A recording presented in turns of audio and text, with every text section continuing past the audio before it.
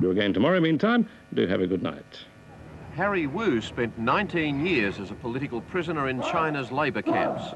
Years after his release, he returned to China to film illegally inside the camps the Chinese authorities say don't exist. His footage and his story remain the only real account of what goes on inside China's Gulag. And that's our story tonight.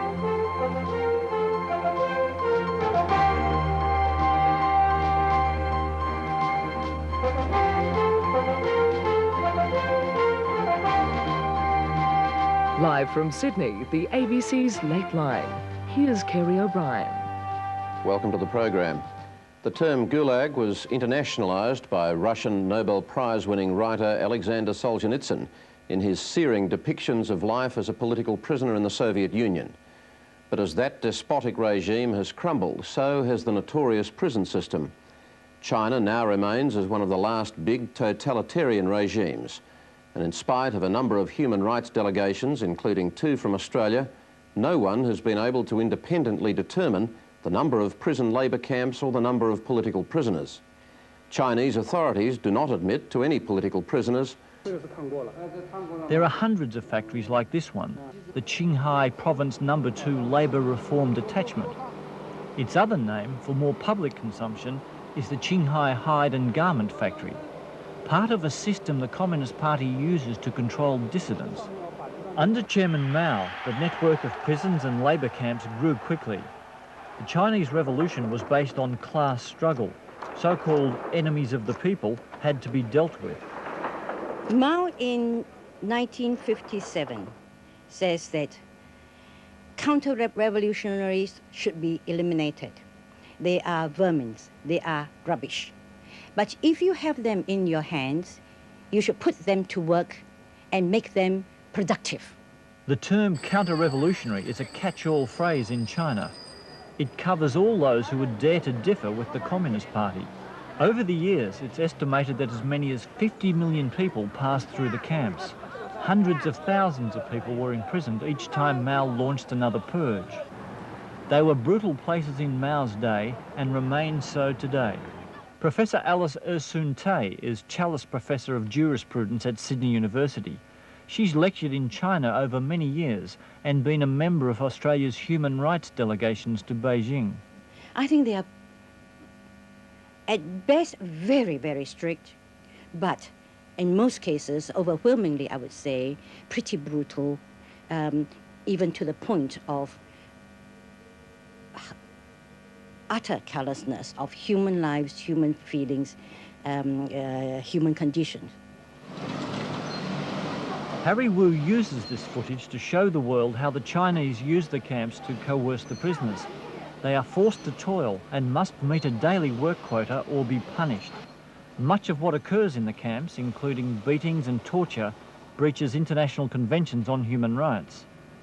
But according to Harry Wu, the production from the camps is a key component of China's economy. His book, Laogai, the Chinese Gulag, is the first book to attempt to document the size of the system and its output. He's campaigning in the United States against export products made by forced labour. He's identified everything from mechanical hoists to rubber boots and wine, which he says are Laogai camp exports. These products are banned in the United States, but Wu says they continue to flow in. Last week, Bill Clinton angered the Chinese government by attaching human rights conditions to its trading arrangements with China. And part of the package includes a ban on the use of prison labour to produce export goods. Earlier in Washington, Mr. Wu added his own voice to the campaign, saying, "Please, don't buy blood. Please, don't buy tears." Is meeting with the federal government, the judiciary and trade union officials, and is determined to seek out Laogai camp exports. According to Harry Wu, this hammer with the diamond brand name may well be the product of forced labour, and I've just purchased it here at this store, which is part of a well-known national chain of hardware stores. But it's hard to know for sure if this is the result of forced labour, because factories in China, legitimate factories, produce the same product as well. And according to Mr. Wu, the Chinese authorities are increasingly cunning about the exports of forced labour. They go to great lengths, including changing the name of factories and the product to mask its origin. The Chinese government denies that any forced labour products are exported, but there is much they deny in relation to their prisons and their record on human rights. Though, since the Tiananmen Square massacre, China has sought to open the door to human rights delegations from a number of countries, including Australia. Chris Sidoti, a commissioner with the Law Reform Commission, has twice been part of Australia's human rights delegations to China. We encourage China to become a better player in the international arena.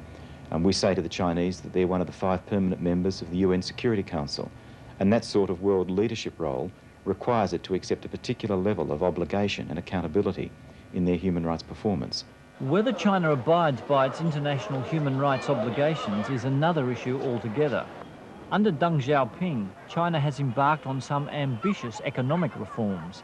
For example, the south of China is now booming, complete with bright lights and girly bars.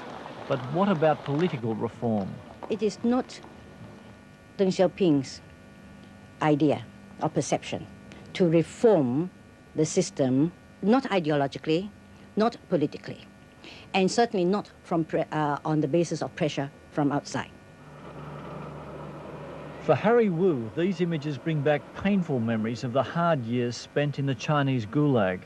He's been beaten, tortured and starved. Now he's determined to expose the camps. That report from Jeff Parrish.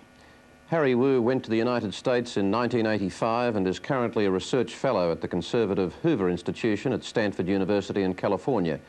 He's in Australia to speak to the government, the judiciary and human rights organisations.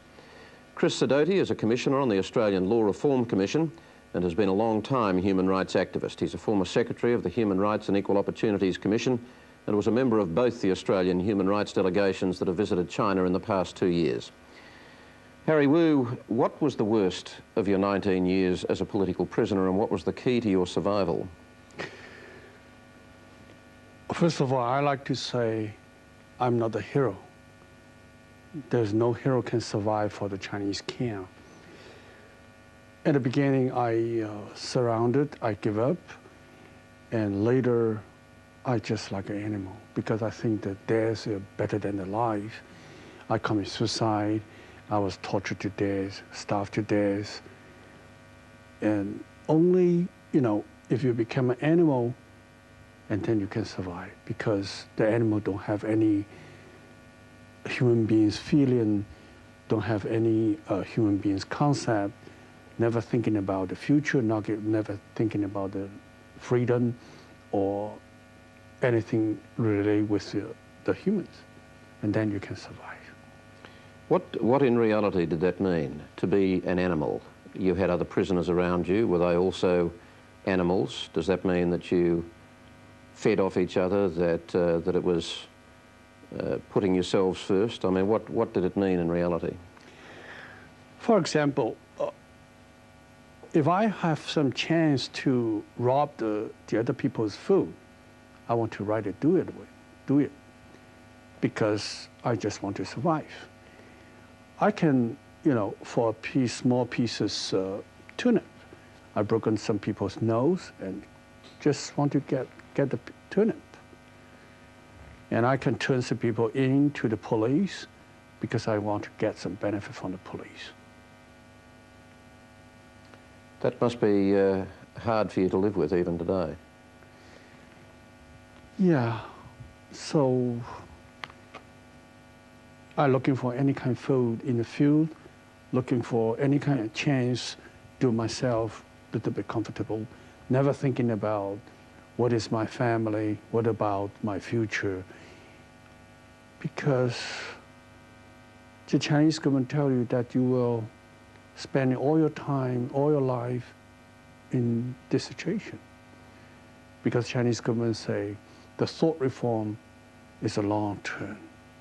Okay, we punish you, sentence you in the jail, in the labor camps, not only for punishment, but also we want to use the communism idea to reform you, become a new socialist people. And what you went through in the camps that you were in was mirrored in how many camps across China? I mean, how many camps across that country are you talking about?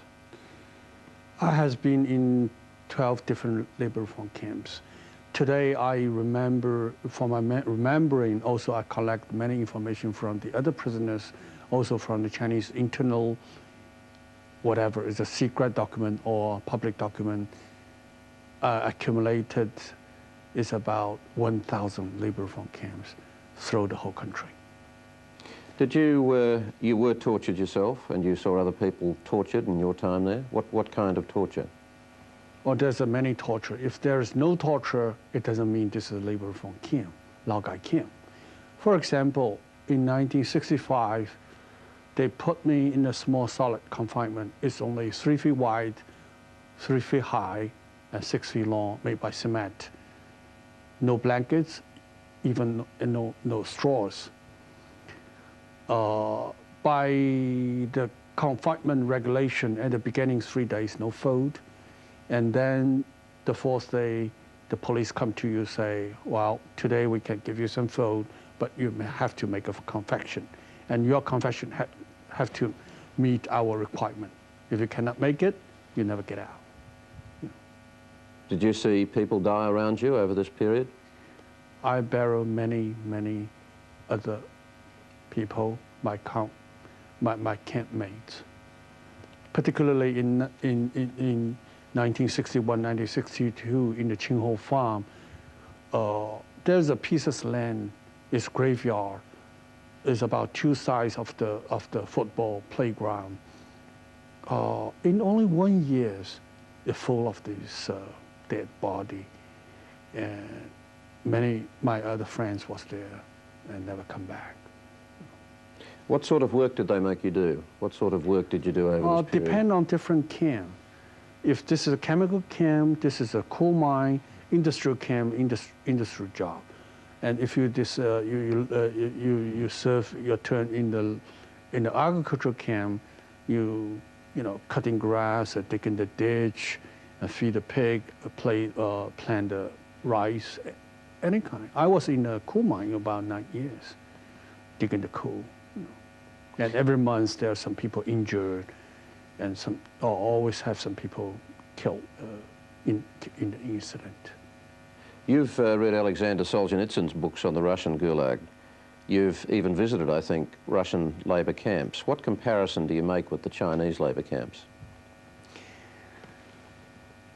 One significant difference is I learned there's no many spiritual torture in the Soviet labor camps.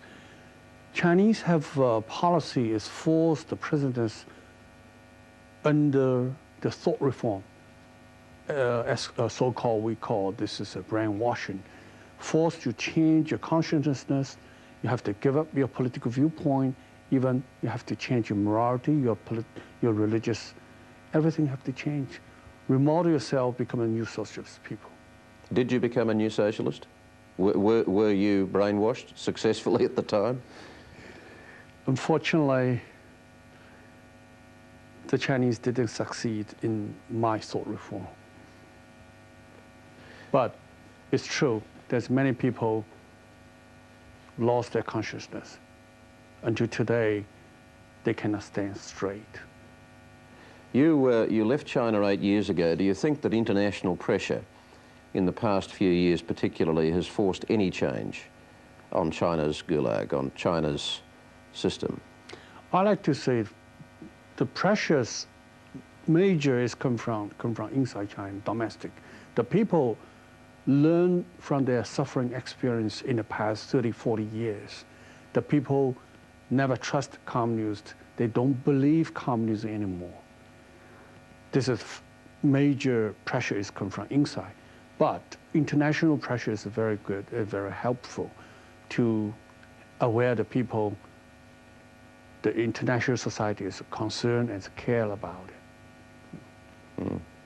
Do you think that Bill Clinton's decision to continue China's favoured nation status on trade with that human rights condition, do you think that that will have any real impact on the regime? Do you think it's important? I think this is very important. It means the United States, also international society, is care about the human rights abuse in China. They're concerned about human rights record. MFN, conditional MFN delivery a very strong message. Do you have any hope, do you see any hope in the theory that economic reform in China, which we're seeing gradually taking place now, and some alignment with free market economics, at least in some parts of the country, will inevitably lead to real political reform? There's a kind of a relation between the economic development, also political development. But nobody guarantee the economic development will leading a democracy development in China. For example, in 1930, from 1933 to 1938, in Germany, the economy increased 68%. But didn't leading Germany create a develop an economic system? Didn't leading create and develop a democratic system, leading a World War II. Mm. But Hitler did have a particular agenda, didn't he? I mean, do you have no conviction that Deng Xiaoping has any interest in political reform? He's simply holding the line, holding the political line? Deng Xiaoping is a communist fighter. He fought for the communism for his whole life. I don't think he is changing his mind. You can ask Deng Xiaoping, did he change the mind? I don't think so. I'd like to ask him. So what then would you have a country like Australia do that it's not already doing? I mean, we want to sell as many of our goods to China as they'll take, but we also express concerns about their human rights abuses. What more do we do? Australia playing a very different role in China. So far as I know, when I was in China, everybody very concerned about Australia because seems this is a very strange and very rich and very wealthy country. And we know that Australia is not far away like Europe or like India, you know, it's close by and very interesting country. And I think Australia can play a very important role in Chinese economic or political development. Mm. Chris Sidoti, does Harry Wu's story shock or surprise you in any way? Do you believe it's still as relevant today as when he left China in 1985? Because, of course, he has kept in touch with events and he's not convinced that there's been much change there at all. It's certainly a shocking story, but surprising, I don't think so. It squares with so much that we know about China and the way in which the Chinese political and legal system seems to operate.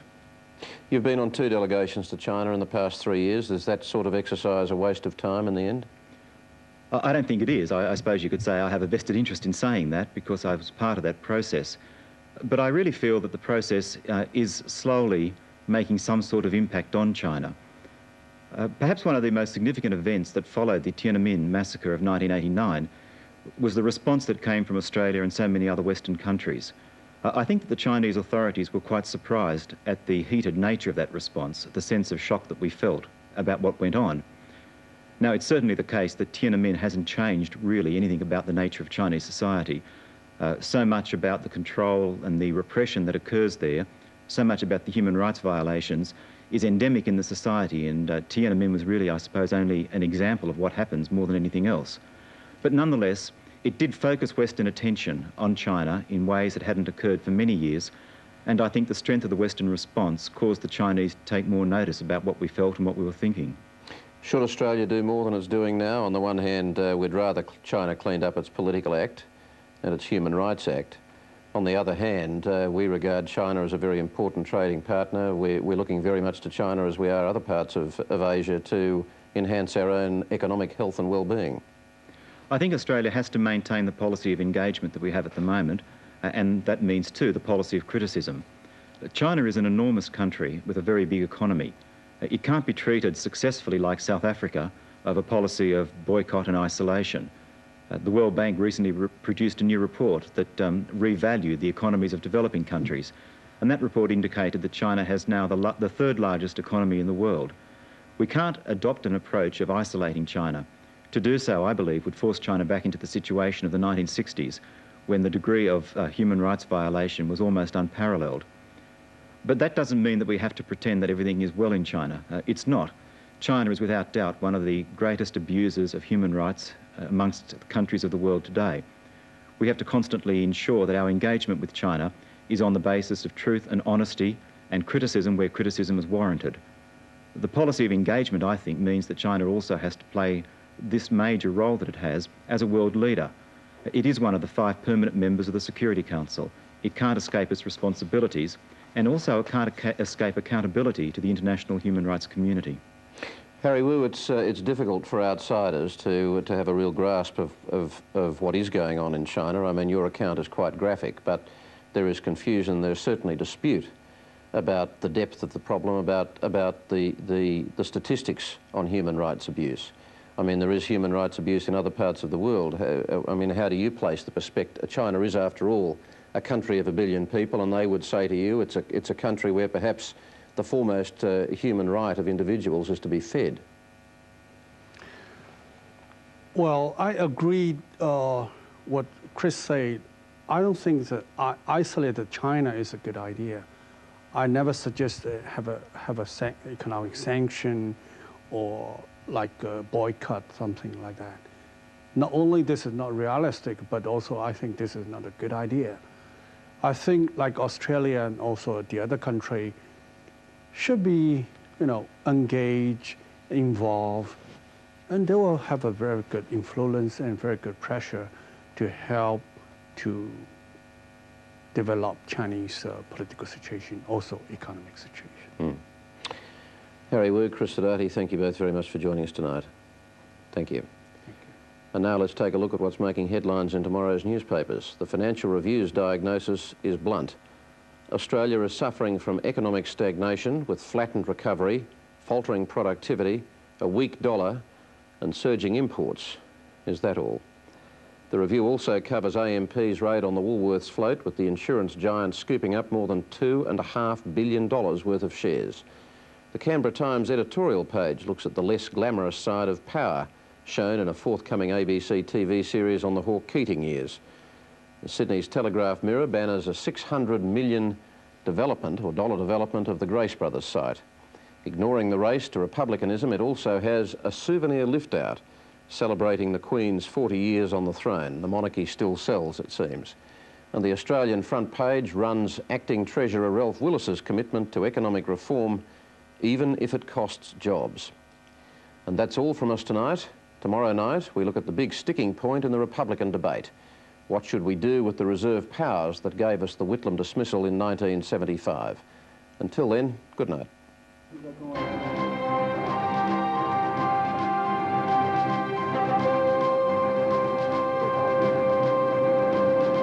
Mao in 1957 says that counter-revolutionaries should be eliminated. They are vermin, they are rubbish.